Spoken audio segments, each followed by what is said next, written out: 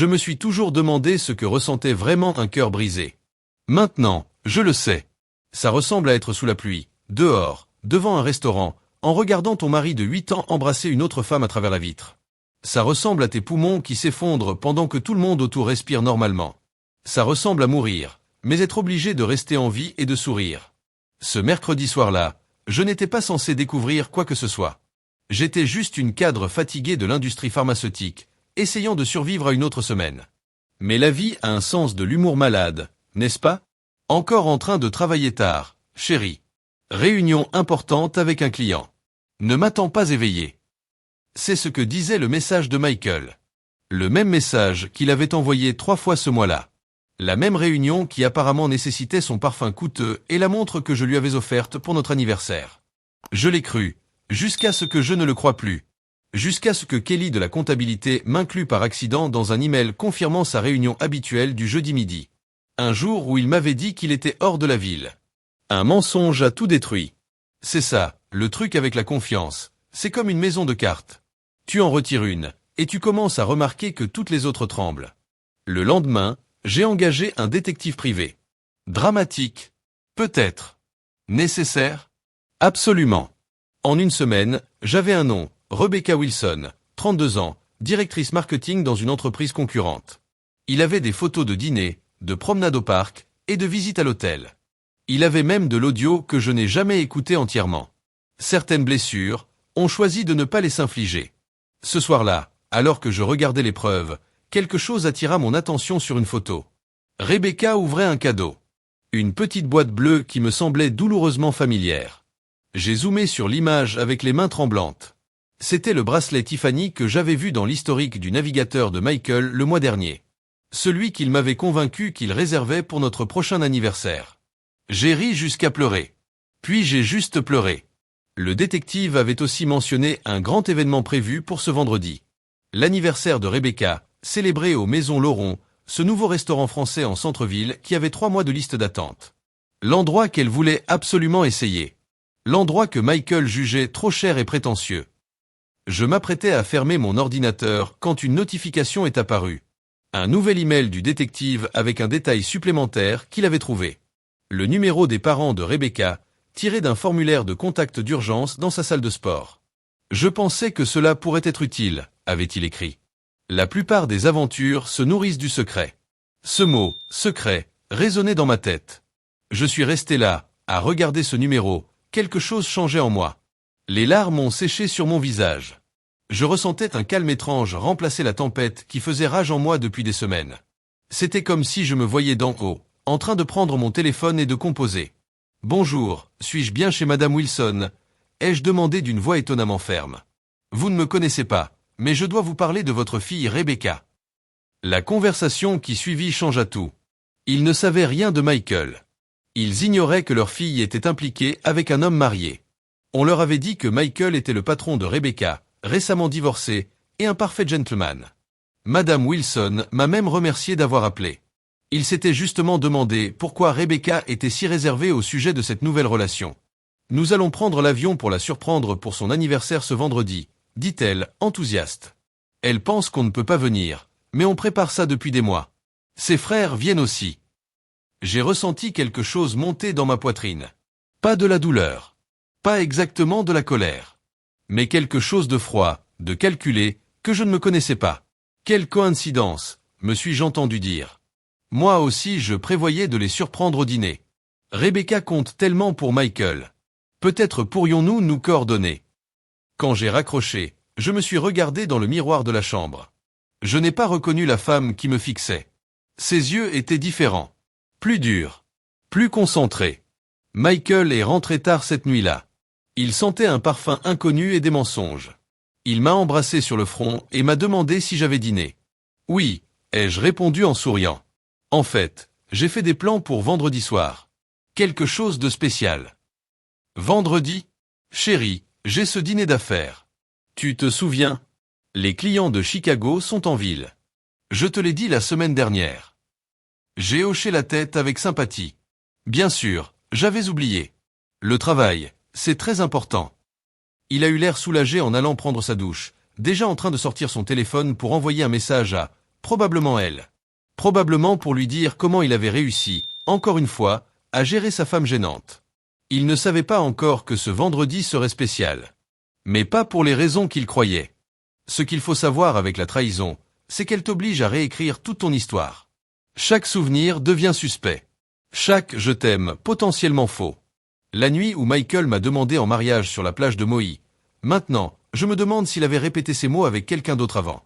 Notre jour de mariage. J'ai revu d'anciennes photos, à la recherche de signes que j'avais manqués. Des indices qui auraient dû me prévenir. Je les ai trouvés partout. Les nuits tardives qui avaient commencé il y a 3 ans. Les voyages d'affaires qui ne laissaient aucune trace. Les changements soudains de mots de passe sur son téléphone à cause de protocoles de sécurité du travail. Les nouveaux vêtements. L'abonnement à la salle de sport. Tous les signes classiques que chaque conjoint trompé finit par voir, trop tard. Mais la révélation la plus douloureuse a été de comprendre comment Michael avait commencé à me rabaisser, subtilement, dès qu'il avait entamé sa liaison. Des remarques sur mes ambitions professionnelles, un peu trop grandes. Des questions sur ma médication pour l'anxiété. Tu es sûr que ça ne te rend pas parano? Des suggestions comme quoi j'étais trop sensible quand je remarquais son éloignement. Tu n'étais pas aussi en manque d'attention avant, disait-il quand je lui demandais où il était. Ce n'est pas attirant. Et moi, je m'étais excusé. J'avais fait plus d'efforts pour être moins collante. J'étais allé en thérapie pour régler mes insécurités. Pendant tout ce temps, il construisait une vie parallèle avec Rebecca. Le jeudi soir, la veille de la grande confrontation, je n'arrivais pas à dormir. Je me suis retrouvé à faire quelque chose que je m'étais promis de ne jamais faire, fouiller les réseaux sociaux de Rebecca. J'avais évité ce piège d'autotorture, jusqu'à maintenant. Mais soudainement, j'avais besoin de comprendre mon ennemi. Son Instagram était une vitrine soigneusement construite de succès et d'aventures. Photos de vacances dans des lieux que Michael jugeait trop chers pour nous. Vêtements de créateur. Citations motivantes sur prendre ce que tu mérites et ne pas se contenter. Et là, dans plusieurs photos recadrées avec soin, il y avait lui. Son poignet. Son épaule. L'arrière de sa tête. Inconfondable pour une épouse de 8 ans. J'avais tout donné à cet homme. Mes 20 ans, ma fertilité, mon héritage qui a financé son entreprise quand les banques refusaient, mon soutien pendant la mort de son père et ses échecs professionnels. Et que lui donnait Rebecca? De l'excitation. De la jeunesse. La liberté des responsabilités. La possibilité de prétendre être quelqu'un d'autre. J'ai sorti notre album de mariage. Je l'ai feuilleté mécaniquement. Nous, promettant pour toujours. Le témoin de Michael, James, à ses côtés. James, qui a cessé de m'appeler dès que la liaison a commencé. Il savait. Tout le monde savait. Sauf moi. Mon téléphone a vibré avec un message de Madame Wilson. Vol atterri. Nous sommes très excités pour demain. Le restaurant a confirmé notre demande spéciale pour une table près de la leur. Les frères de Rebecca sont impatients de rencontrer Michael. J'ai répondu par un pouce levé. Puis j'ai continué mon exploration archéologique à travers les ruines de mon mariage. Dans mon placard, j'ai trouvé la robe rouge achetée pour notre 5e anniversaire. Michael m'avait dit qu'elle faisait trop d'efforts et que ce n'était pas mon style. Je l'ai enfilée. Elle m'allait parfaitement. Elle épousait les courbes que Michael ne remarquait plus depuis des années. Je l'ai portée au travail le lendemain. Ma collègue Sophia a sifflé en me voyant entrer. « Rendez-vous chaud ce soir ?» a-t-elle demandé. « On peut dire ça », ai-je répondu, étonné d'entendre une vraie note de rire dans ma voix. Je rencontre la famille de la maîtresse de mon mari. Sa mâchoire est tombée. Je lui ai tout raconté. Elle m'a écouté, fasciné et horrifié. « Tu ne vas pas vraiment faire ça, hein? Regarde-moi. Je viens avec toi, pour un soutien moral. Je m'assois au bar et je suis ta chauffeuse si ça tourne mal. » Je l'ai prise dans mes bras, reconnaissante du premier vrai soutien que j'avais reçu depuis des mois. Toute la journée, Michael m'a envoyé ses excuses habituelles sur réunions tardives et clients importants. J'ai répondu avec des messages pleins de soutien, jouant une dernière fois le rôle de la femme ignorante. À 17h, je suis sorti du travail et allé au salon de beauté. Si j'allais brûler ma vie jusqu'aux cendres, je voulais être splendide en le faisant. Reflets brillants, soins du visage, ongles couleur sang. La coiffeuse a demandé « Quelle est l'occasion ?» Je reprends ma vie, ai-je dit simplement. De retour chez moi, j'ai ouvert un coffret que je n'avais pas touché depuis des années. À l'intérieur, le pendentif en diamant de ma grand-mère. Quelque chose d'ancien, de précieux, de plus vieux que Michael. Je l'ai mis autour du cou. Puis je me suis maquillé avec la précision d'un chirurgien. Rouge à lèvres vif. Yeux charbonneux. Peinture de guerre. Alors que j'étais presque prête, j'ai reçu un dernier message de Madame Wilson. Tout est en place. Jacques et Daniel prennent un Uber depuis leur hôtel. On se retrouve au restaurant à 19h45 pour la surprise à 20h. J'ai confirmé. Puis j'ai appelé Sophia. C'est l'heure du spectacle, ai-je dit. Le trajet en Uber jusqu'aux Maisons Lauron me semblait irréel. Le chauffeur me lançait constamment des regards dans le rétroviseur. Occasion spéciale, demanda-t-il. Je le regardais dans les yeux. Aucune idée. Ce que la plupart des gens ne comprennent pas à propos de la vengeance parfaite, c'est qu'elle ne repose pas sur l'impulsivité. Elle repose sur la patience. La stratégie. La volonté de rester dans ta douleur assez longtemps pour la transformer en quelque chose de puissant. Pendant les 3 jours suivant la découverte de la trahison de Michael, je ne l'avais pas confronté. À la place, j'avais observé, préparé, coordonné avec la famille de Rebecca. Et en parallèle, j'avais aussi pris d'autres mesures. La première, c'était le plan financier. Michael et moi avions des comptes communs, mais j'avais aussi gardé un compte épargne à part. Ma mère m'avait toujours dit de le faire, juste au cas où. Peut-être une intuition maternelle. J'y avais transféré tout mon salaire des 3 derniers mois. La seconde, c'était le plan juridique. Une consultation discrète avec une avocate spécialisée dans les divorces. Ironiquement, la même qui avait représenté l'ex-femme de l'ancien associé de Michael. Elle se souvenait bien de lui. Trop bien. Il avait témoigné contre sa cliente, affirmant qu'elle était instable et dépensière. C'est un menteur convaincant, m'avait dit l'avocate. Il nous faudra des preuves. Des preuves? J'en avais beaucoup. La veille de la confrontation, j'avais tout sauvegardé. Photos, textos, emails collectés par le détective. Puis, je m'étais connecté à notre cloud partagé. Dans un dossier nommé Documents fiscaux 2018, je n'ai rien trouvé sur les impôts. Mais des centaines de photos et de vidéos de Michael et Rebecca ensemble. Certaines datant de 3 ans. Il ne s'était même pas donné la peine de les cacher. C'est dire à quel point il avait confiance en ma cécité. Mais la preuve la plus accablante venait d'un endroit inattendu. 2 semaines plus tôt, soupçonnant quelque chose, j'avais installé un système de sécurité à la maison. Pour la sécurité, avais-je dit à Michael. Ce que ça a capté. Michael faisant entrer Rebecca chez nous, pendant que j'étais en conférence à Boston. Dans notre chambre. Dans notre lit. La vidéo était désormais dans un fichier crypté. Je ne comptais pas l'utiliser ce soir-là. L'humiliation publique suffirait. Mais pour le divorce, toutes les options restaient sur la table. Mon Uber approchait du restaurant. J'ai envoyé un message à Sophia. En position. Elle a répondu tout de suite. Au bar. Je vois leur table. Ils sont déjà là, très proches l'un de l'autre. Tu es sûr de vouloir le faire? Je n'ai pas répondu. Bien sûr que je n'étais pas sûr. Ce moment allait tout changer. Pas juste mon mariage, mais aussi l'image que j'avais de moi-même. Elle, la prudente, celle qui évite les conflits, allait devenir quelqu'un d'autre. Le restaurant apparut. Des fenêtres étincelantes. Une lumière douce. À travers les vitres, je vis la table décorée pour un anniversaire. Une petite foule se rassemblait à l'entrée. La famille de Rebecca. Juste à l'heure. Sa mère me vit immédiatement et me salua avec enthousiasme. « Tu dois être elle !» s'écria-t-elle en m'enlaçant comme une vieille amie. Merci d'avoir aidé à coordonner cette surprise. Rebecca va être tellement heureuse de nous voir tous ici. Si elle savait. Le père de Rebecca me serra la main fermement. Michael parle de vous comme d'une collègue très précieuse, dit-il. Il dit que vous êtes l'épine dorsale du service marketing. J'ai souri doucement. Michael dit beaucoup de choses. Les frères de Rebecca étaient les copies de leur père, grands, costauds, protecteurs. On ne l'a pas vu depuis des mois, dit Jacques. Elle est très discrète sur cette relation. Les secrets finissent toujours par sortir, répondis-je calmement. Le maître d'hôtel arriva, prêt à mettre le plan à exécution. Il savait qu'on allait surprendre une fille d'anniversaire spéciale, mais pas que son compagnon aussi allait être surpris. Prêt? Demanda-t-il.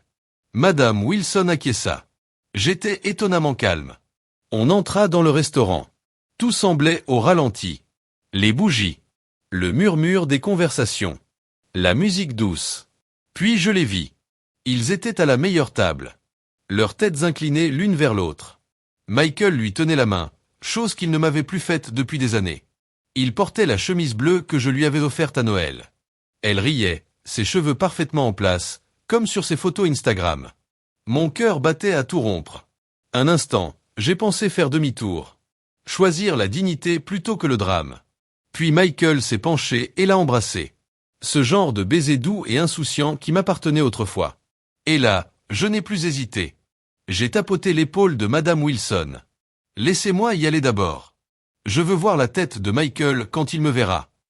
Elle a hoché la tête, ravie, croyant à une surprise amicale. J'ai inspiré profondément et avancé.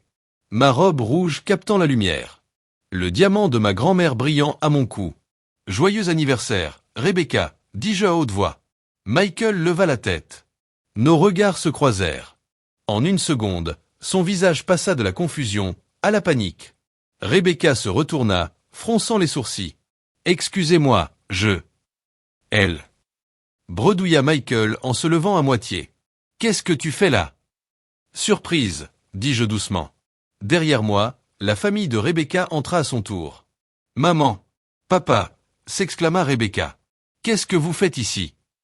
Et là, le vrai spectacle commença. Qui est elle? Demanda la mère de Rebecca, en nous regardant tous les deux, la joie disparaissant de son visage.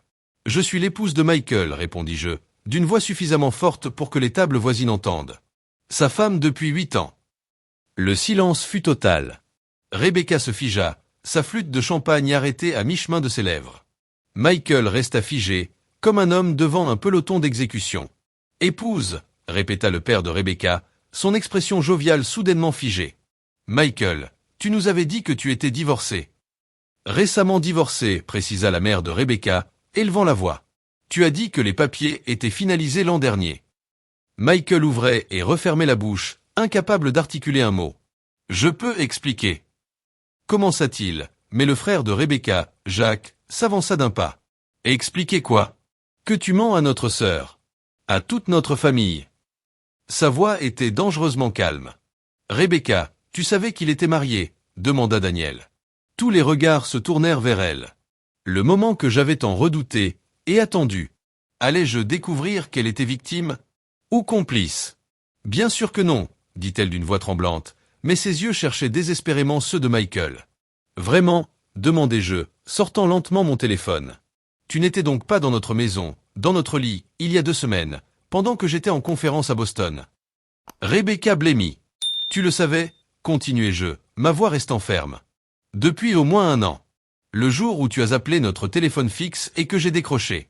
Tu as raccroché après avoir demandé à parler à Michael. Tu te souviens? Les clients nous observaient maintenant. Un serveur hésitait à s'approcher. Sophia, toujours au bar, filmait discrètement avec son téléphone.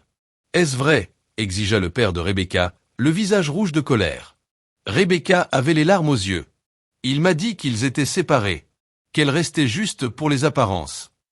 Les apparences, ricanai-je, ma voix craquant presque. Comme l'apparence de moi travaillant 60 heures par semaine pour soutenir ses projets?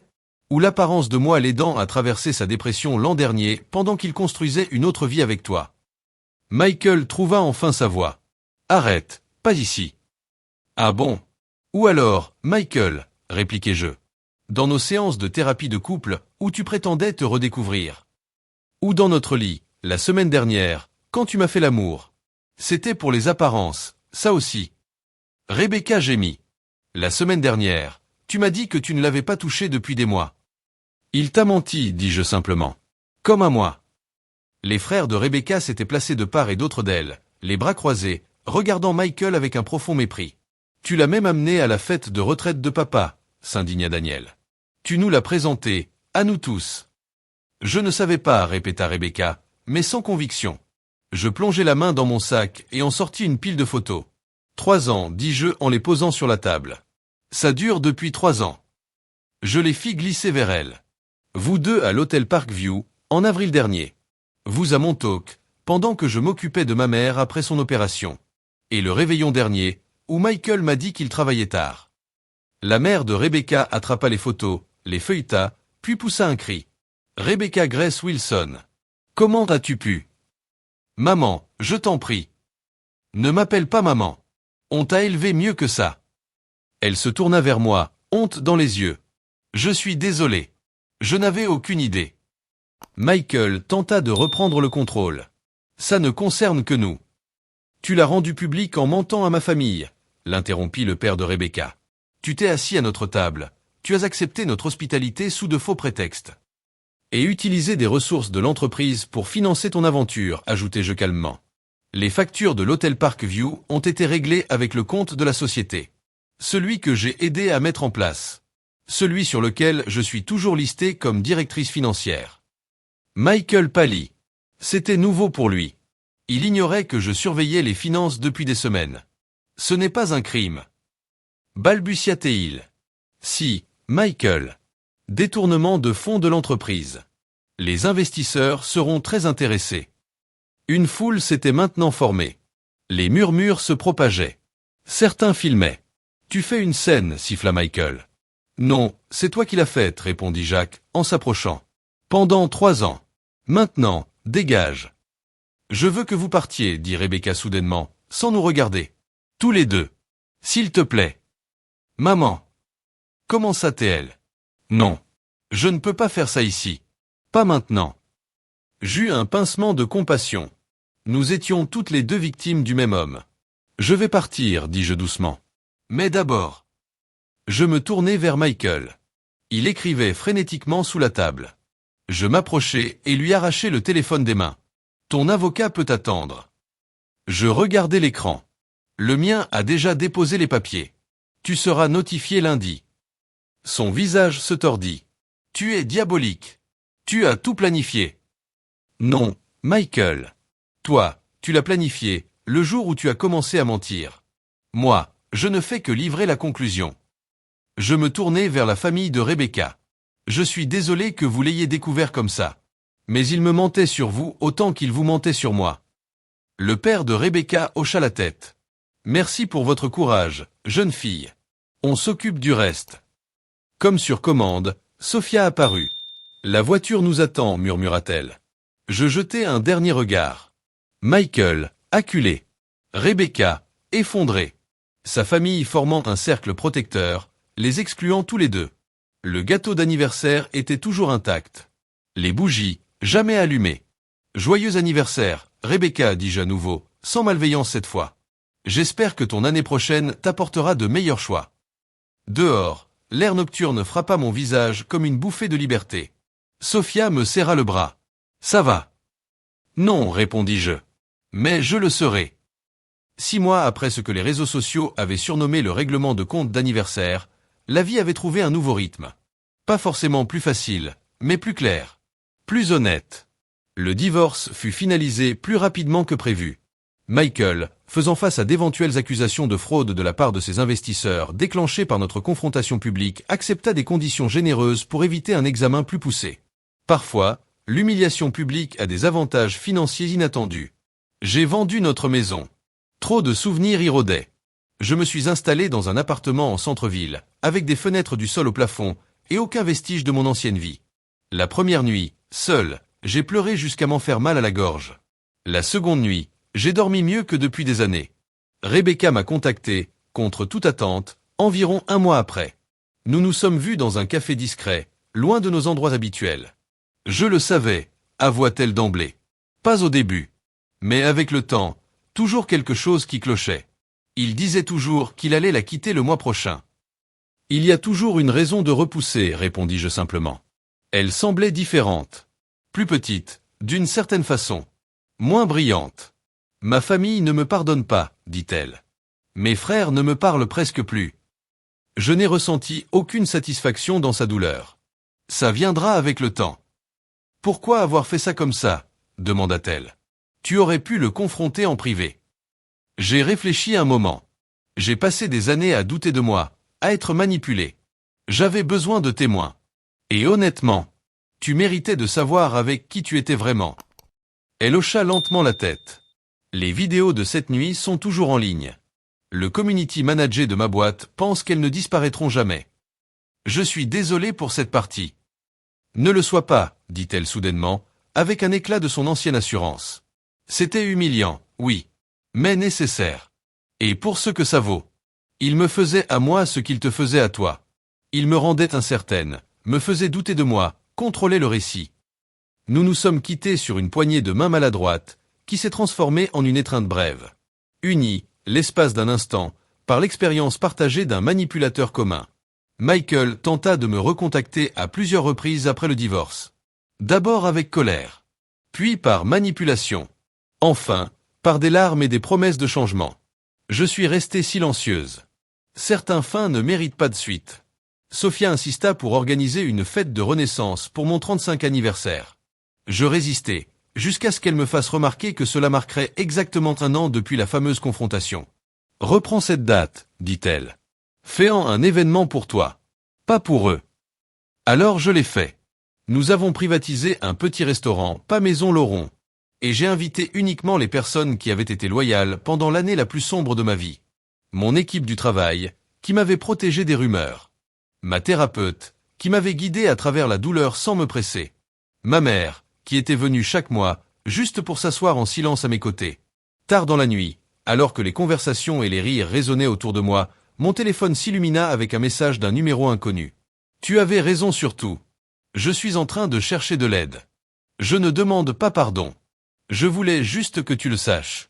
M. » Je le montrai à Sophia, qui attendit ma réaction. « Eh bien, tant mieux pour lui, » dis-je en rangeant le téléphone, sans répondre. « Et pour celle qui voudra s'en occuper après. »« Tu n'es même pas un peu curieuse ?»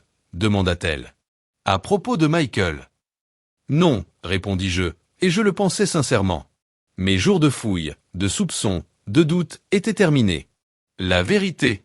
J'avais cessé de penser à Michael depuis des semaines.